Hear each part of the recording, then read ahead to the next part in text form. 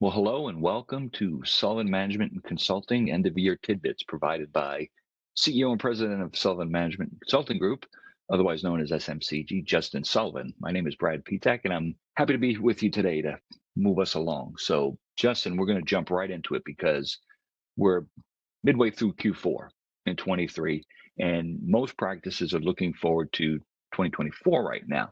We know that some have done some intensive and extensive planning for it, and others haven't. So, hopefully, you're going to give us some great tips to share with groups that are listening on how to make things pop in 2024. All those issues that we feel like are there in 23, we want to know how to handle them. So Justin, I'll let you take it from here. Thanks, Brad. I appreciate it. As you mentioned, we are almost to the end of 2023. Everybody is looking for that finish line and then, of course, getting ready for 2024 to hit it strong. This is typically the time of year where what I call crunch time. They have usually an influx of patients, influx of surgeries. The business administration part of the practice is very busy. They're trying to get in all the claims that they can before the end of the year. They're also tightening up any final details that they need to prior to starting 2024. So going back to, the planning and hitting the ground running for 2024, this is also typically the time that a lot of practices have already either decided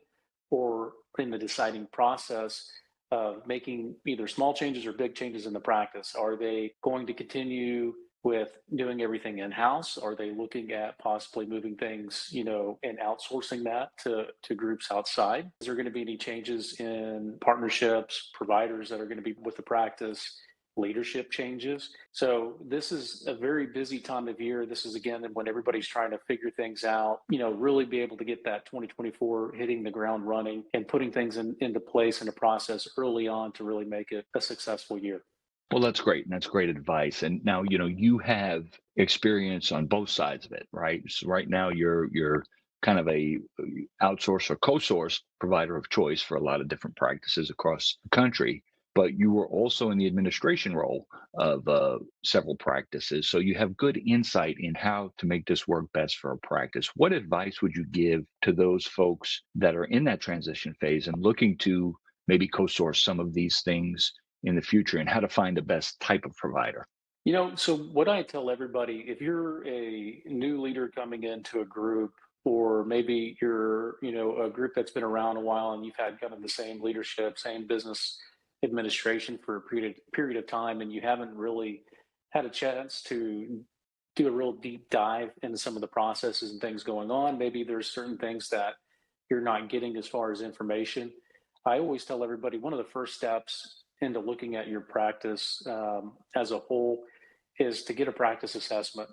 If there is a specific area of your practice you want to look at, sometimes it's in the accounting and finance, sometimes it is in the revenue cycle management, your billing department. Maybe you need to have somebody take a look at your marketing. Always start out with an assessment. Find out what exactly is going on from someone that's not inside your practice, somebody that's independent and has a lot of experience with practices and finding these pain points or these loose ends that were not caught before and helping everybody get a good understanding of what those are and how to take care of those moving forward. That's great. So you have several assessments that can be done that can help identify issues. I feel like any of us that have ever been in any management positions over time, regardless of the business or the industry, you've got a sixth sense that kind of goes off. You know something's wrong, but sometimes you don't know exactly what it is. And what you just mentioned are some of the great ways to have an independent, objective outside look at things. So this way you can really put a finger on what levers need to be changed for the following year. So let's say, we've got a practice that goes through, let's say, a full practice assessment, looks to hold everything. Now they need to develop an action plan. So what are some of the next steps to make that happen sooner rather than later, right? Because we're already late in Q4. And if you're trying to do this in Q1 and get an implementation plan in place, how do we make that happen sooner rather than later? Right. So I think the important thing is to have realistic timelines. Typically for, the bigger the practice you are, obviously it's going to take more time to put together a good practice assessment as there's a lot more pieces that you're looking at than just, a group that maybe has a few providers and maybe a single location versus a group that has 40 or 50 providers and 15 or 20 locations. So we work with groups in all scopes, all sizes and models. So the first step is to know that the assessment's going to take a little bit of time. is they're going to be looking from a practice standpoint, kind of an overview of everything. And as they do the overview, if they find things that throw a red flag or need further investigating, then it's going to require some follow-up, follow-through from that consultant back to the practice to get additional details. Some of those details we may be able to pull out independently. Some of those details we may need to work with somebody internally in the practice to be able to get additional information to figure out what was going on or what happened or what caused it to go in the direction that it did. Once that has been compiled, again, the report is then given to the practice. There are action items in that assessment on how they can implement. What we generally find is that there are some practices that are great at doing implementations, and there are some practices that they're not. They have sometimes not enough people to be able to support a good implementation, and so that's where they bring in people like SMCG to be able to go in and help them through those processes to get them back on the right track. Obviously, you're going to look at the things that are going to be more pressing, things that can create more liability issues, things that may have huge effects on the dollars coming into the practice. Those are typically the ones you're going to look at first. So you prioritize what those objectives are, what those goals are, and then you make a list, and then you start knocking it off as you go down the list.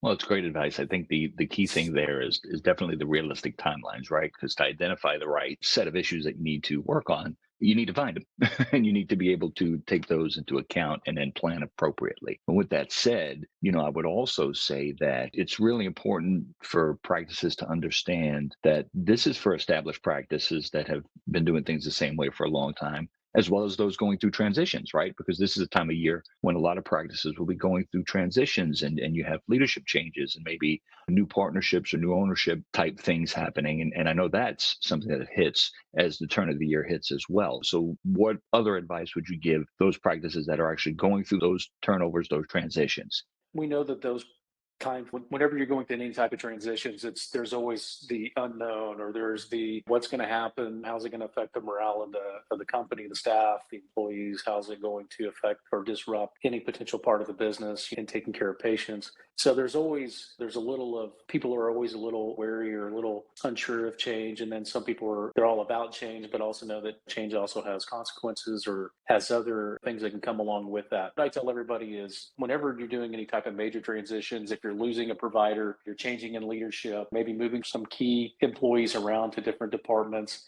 that communication is key. Communicating with your teams, communicating with your employees, letting them know the transitions and things that are going on, letting them know that there's a plan to alleviate any of that worry. Everybody likes to know that there's a plan that's been thought out and that it's being acted upon. They don't like to find out last minute or as things have already happened and they're already dealing with the aftermath. They always like to know that there's some reassurance there. So anytime during these major changes, I always tell everybody to have your game plan ready to go and how you're going to enact it, how you're going to initiate it, how you're going to follow through with it. If there are issues that come up along the way, which usually if you're having changes in a provider, for example, you have patients that you have to move over to a new provider and you have to educate those patients that Dr. So-and-so is no longer here, but the new Dr. Smith is going to be here to take great care of you and have that transition happen in a way that does not cause you guys to lose patients or cause stress on the employees because they're dealing with the patients that are calling in or complaining while they're in the office. Leadership, the same thing, or management, the same thing. You have somebody that's been managing a department or been managing a practice for a number of years and they've been with the company for a long time, and then all of a sudden they're retiring or maybe moving in a different direction. And so knowing that they're going to get somebody that is capable to do the job that they're going in for, and knowing that they have experience and that they're going to be a great asset to the team, and that the company itself, the practice itself, are in full support of this new person coming on board is very important. Anytime there's any what I call skepticism and not everybody's on the same page, especially in leadership, it trickles down to the employees and can wreak havoc across the practice as far as morale. Yeah, all things business. When we talk about a business office, communication is key. That's vital. So just to recap kind of where we've been, we're looking at for private practice in most cases, how are you finding your issues? What type of assessments are you doing? Are you doing them in-house or are you working with someone to be a co-sourced or an outsourced provider? Then once you determine what the issues are that you need to remedy, what's the plan? How do you create realistic timeframes to make them work? And then beyond that, if you're a practice in transition, and even if you're not, all the way along the way, communication is key. You need to make sure that both everyone internally and externally, of course, your patients, aware of what's going on, what's new, what's going to stay consistent. Because, you do have leadership changes, provider changes, maybe network changes that need to be communicated. And we'll save those types of talks for another conversation. But for right now, we're just talking about moving into the new year, just with a really golden path forward in terms of protecting your practice revenue, also protecting that patient care, because that's the other piece of the puzzle here, that when you take away from patient care for people who do the business office and the back office things, that will have many negative ramifications. So to close it out, Justin, I want you to hit the audience with just some of the top things that you found over the past several years in some of these assessments, because I think when we're able to put a tangible thing like things not billed that should have been, or wrong equipment being in the practice, things like that, I think that really resonates with the audience. So what are some of the big things that you found over the past several years? When we do these assessments, they're eye openers, right? We've gone into practices and we've looked at their billing, for example, and we have found that they've literally lost millions of dollars in revenue that the providers worked hard for, right? They took care of these patients, they did their procedures, they did their post operative visits, and things were missed in the billing cycle and the revenue cycle, management cycle, that did not allow these providers or the practice to get paid.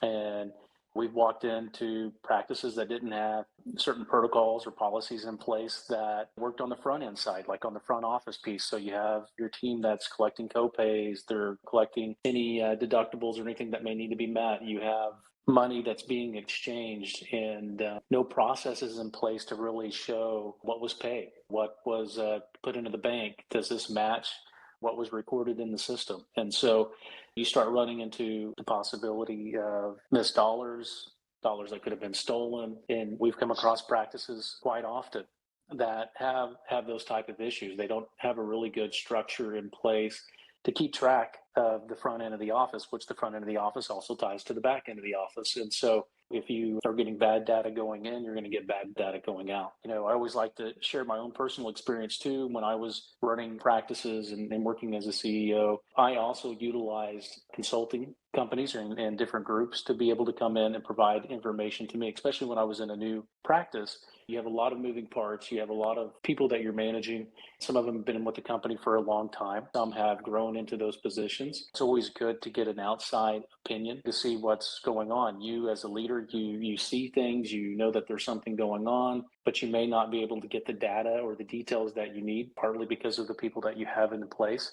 They may not be able to provide you that data, or maybe they've never had to do that before. And so what you're asking from them is not something that they know how to do. And so instead of trying to help them learn to catch up, and because you're needing this information fast, because you have partners you have to report to the board. And so you want to be able to get that data as quickly as possible so you can make good decisions on continuing to move the practice in the right direction. So, always tell everybody we're here to help you in any way that we can. We're like a tool belt. We offer a variety of services that we focus on and do very well for practices. Whenever you have something of concern, you can go to Sullivan Management and say, hey, listen, I've got a question or I've got a concern regarding my front office or regarding my billing department, or, maybe I'm not really getting some of the information I need on my finance and accounting. And can you guys take a look at this for me, provide me another opinion? Is there something else going on that I'm not aware about? Or, hey, we need to look at our payer contracts and need to see what we're looking at as far as our fee schedules, our reimbursements, and somebody that can really provide me a comprehensive, detailed report that's going to be able to actually help me make a decision in which direction that I need to go. I tell everybody that if you haven't had an assessment of some sort within the last couple of years, I always encourage everybody to get one at least every 2 years. I think the bigger you are, you need to have those done more often, because I really think it helps you keep a good pulse on the practice, good pulse on your team. We're there to help support you and your team. We're not looking to go out and replace anybody or anything like that. As you had mentioned earlier, we use the term co-source, not outsource, because we know it still takes people internally within the practice to be able to make it successful. We do want to be able to provide that information and that data that is needed to continue to move the practices in the right direction, because ultimately, at the end of the day, the most important thing is patient care. That's right. And that's a great point to end on. Having an informed decision that's backed up by data that shows the issues that need to be addressed is a foolproof plan in any business at any time. So as we look forward to 2024, friendly reminder that, hey, there's still a little bit of time to plan. We know the holidays are coming up and all that's going on, but now's the time to start thinking about what you can do early next year with your practice to make sure things are moving in the upward direction, regardless of financial pressures, regardless of economic pressures or any other things that are going on. You want to have a clear plan in place. So again, I wanted to thank Justin Sullivan, CEO and president of Sullivan Management Consulting, for giving us these tidbits and some things to chew on during a coffee break, because that's all the time it takes to listen to one of these. If you have any other closing thoughts, Justin, I'll toss the floor to you. Yeah, just the last thing I would say, if you have not had an assessment done, this is something that you've been thinking about. Really, now's the time to start getting those scheduled for next year. Again, I mean, you want to hit the ground running and not be off to a slow start. We always know the beginning of the year, you're always waiting for payments to come in, and some payers are a little delayed in getting those first 2 or 3 payments submitted back out to you. This is a great time to go and see what's going on, a great time to look at how you can further refine the practice and clean up, really maximize the practice the best that you can on the business side. And Sullivan Management would love to help you with that. Well, thanks, Justin. That's great advice. I hope everyone takes it all to heart. Once again, I'm Brad Petak. I appreciate you spending time with us today to listen on some tips to get your 2024 right. You might have that sixth sense where there's some kind of issues somewhere, but you don't know where to find them. I think we've got some tips that you just heard that can help you identify those. So in 2023, you feel like, hey, there's some issues here. What you want to do is do the right assessment, plan, and in 24, you make them disappear. Thanks again. We hope you listen to us next time. Again, it's Sullivan Management Consulting. Have a great end of 2023.